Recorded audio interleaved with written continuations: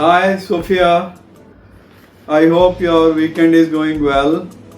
Today we are going to a Wonderland. You might say, Baba, where is the Wonderland? So, this is Alice in Wonderland. This was a book written 160 years ago and have been read by children of all the times and still continues to be a fascinating book. So you might wonder, what is this book about? The adventures in a wonderland. I'm sure you have had some adventures, for example, some adventures in the Epping forest where you see strange looking flowers or sometimes strange looking insects and sometimes strange looking other things. So, in the book Alice in Wonderland, which I want you to know today, the story goes that there was a gentleman called Charles Dodgson who was teaching mathematics in Oxford University and was taking, I think the year was 1862. He was taking his three sisters, Lorena, Edith and Alice, on a boat ride. And to make the boat ride interesting, he narrated a story, or he created a story.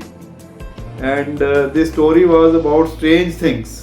And that is what is in a context Wonderland. So it was such a fascinating story that Alice, who was his sister, actually the name was Alice. So Alice insisted that he writes this story. So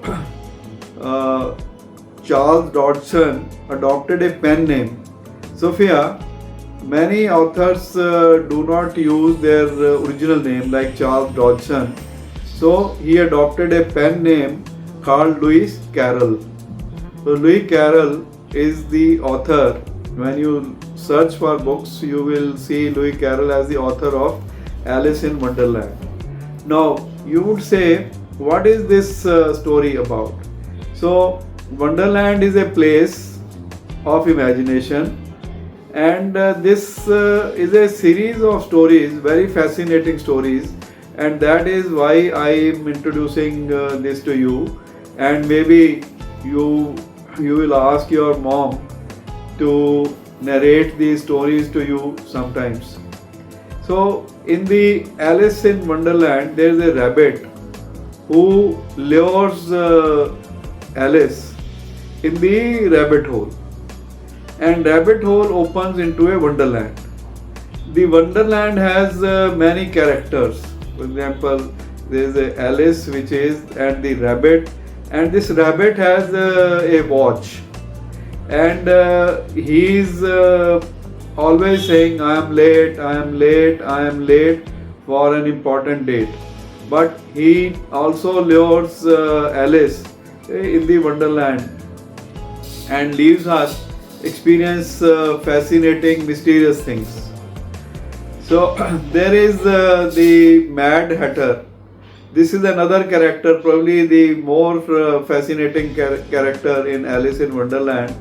So this guy can appear in thin air, leaving his smile visible, and he is one who creates different situations for Alice to experience.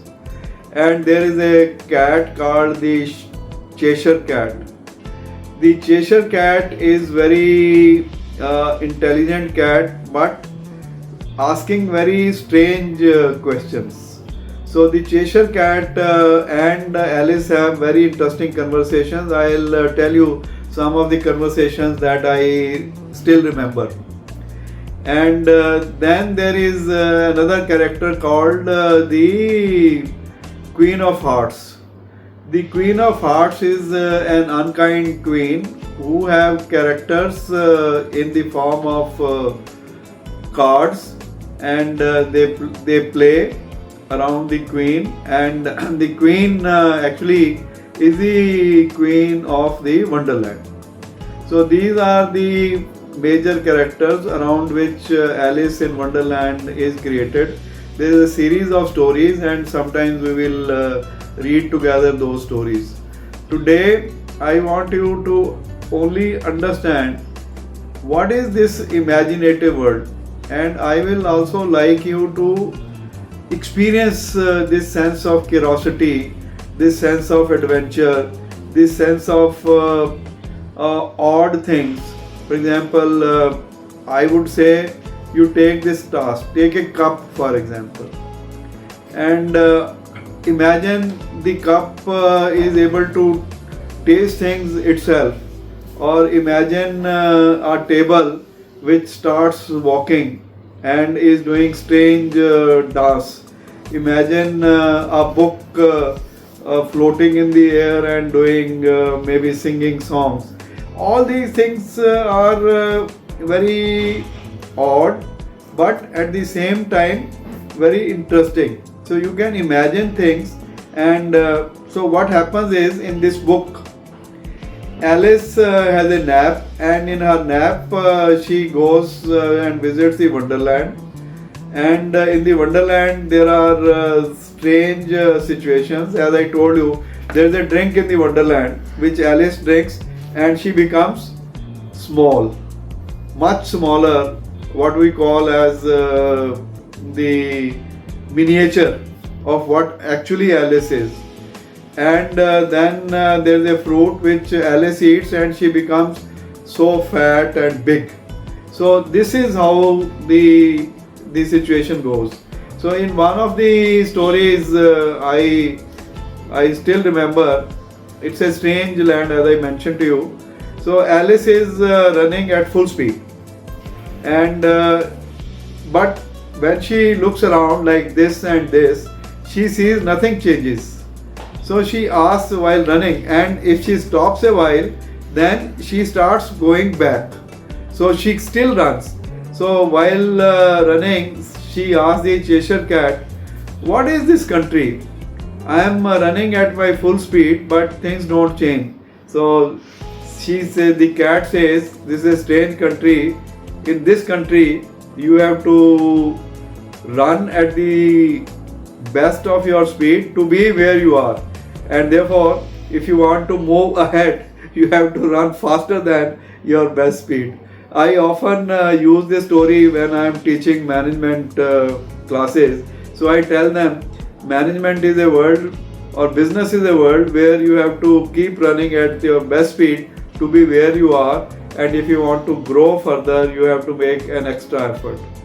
Similarly, in one of the stories, the Alice is moving around in the forest, and she doesn't know where to go, and she finds Cheshire cat sitting on the branch of a tree, and she asks Cheshire cat, "Where do I go from here?" The cat says, "Well, it depends."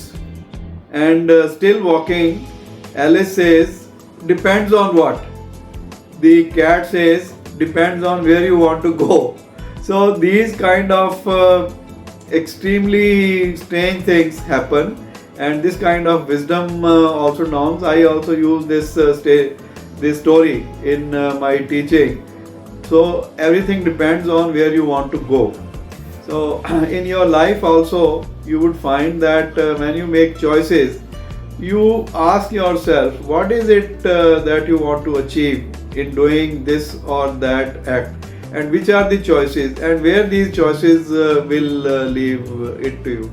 So finally, the Baba task is, imagine a world where things are strange, where the tables are walking, chairs are walking, or the people have shapes like triangles. So it's a strange world where the triangled shapes are there, and people are conducting their normal work. These are the things. So when you grow up, you would find this capability of imagining things which are strange, which are which are odd, and which are adventurous to some extent. So you would find that these situations, they create a mind which is fertile. They create a mind which can look at various possibilities, and which is a mind which is more imaginative than the normal children. So do practice this. Think of the things, doing strange things in your home. For example, a washing machine taking clothes automatically from the bin, or strange things like that. And we will discuss, write them down in your diary, and when we meet, we discuss. As you know, we love you too much. We love you to the moon and back, and also to the Wonderland. And let us explore Wonderland in future. Thank you.